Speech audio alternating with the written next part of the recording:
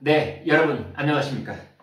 방금 전에 더불어민주당 대통령 후보의 순회 경선 호남 중에서도 광주광역시와 전남 권리당원과 대의원들의 경선 투표 결과가 발표가 됐습니다. 이낙연 후보가 47.12%로 1위를 차지했고, 이어서 이재명 경기지사가 46.95%로 2등을 차지했습니다.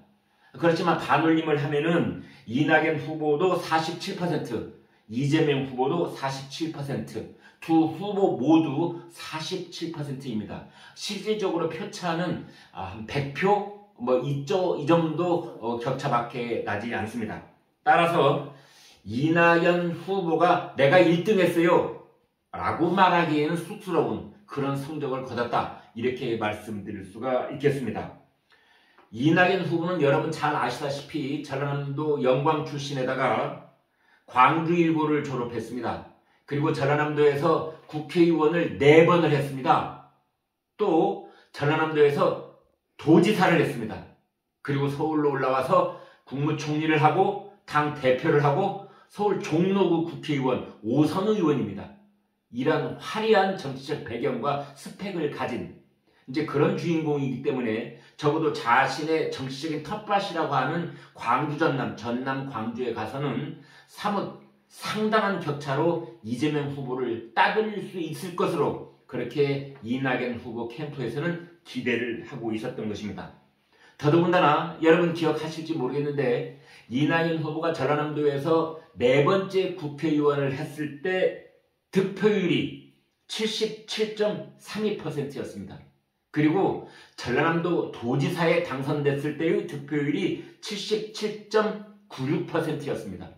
그러니까 70% 후반대의 득표율을 가지고 이낙연 후보는 전라남도 그리고 광주광역시 그 유권자들에 대한 믿음을 갖고 있었던 겁니다. 내가 전라남도에 가면, 내가 광주광역시에 가면은 공을 오랫동안 들여왔기 때문에 적어도 나의 득표율이 70%를 넘을 수 있을 것이다, 이런 희망을 가지고 있었는데 이번에 뚜껑을 열어보니 77%는커녕 47%에 머무르고 만 겁니다.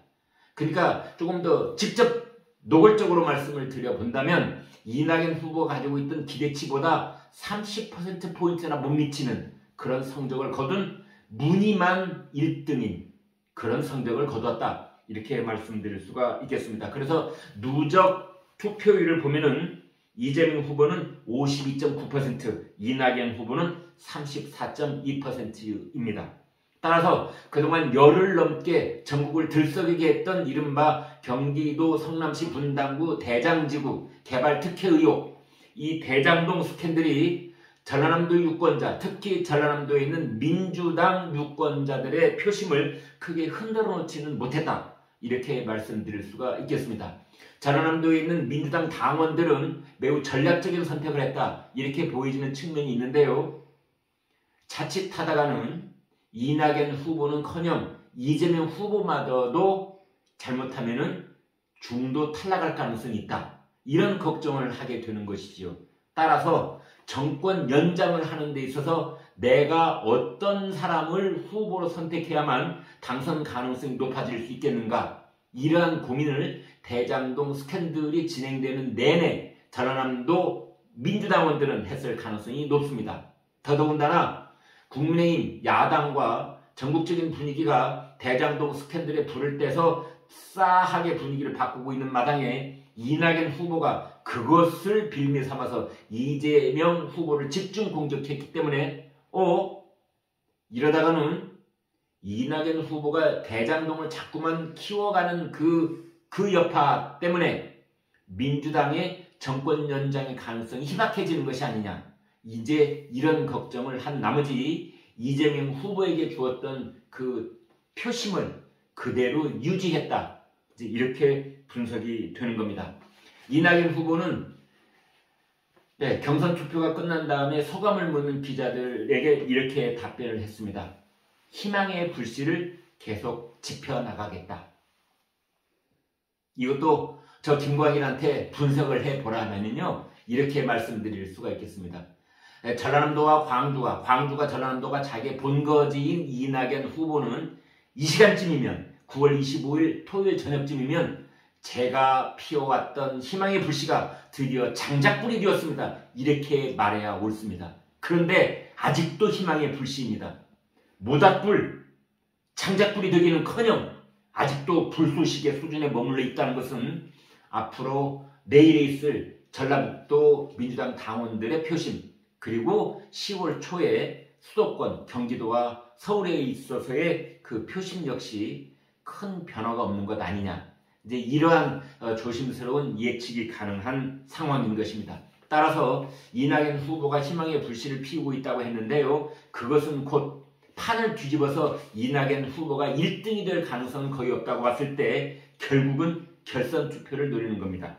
지금까지 누적 투표율이 이재명 후보가 52.9, 반올림하면은 53%였는데 이낙연 후보 측에서는 어떻게든 이재명 후보의 누적 투표율 53%를 50% 밑으로 끌어내려서 예를 들면 이재명 후보의 누적 투표율이 48, 47 이쯤 되고 이재명 후보가 지금 34에 머물러 있는데 여기서 7점 더 뛰어올라서 41, 2%가 되면 과반을 차지하는 1등 후보가 없을 경우에 더불어민주당은 1위 후보가 결선 투표를 치르도록 되어 있습니다.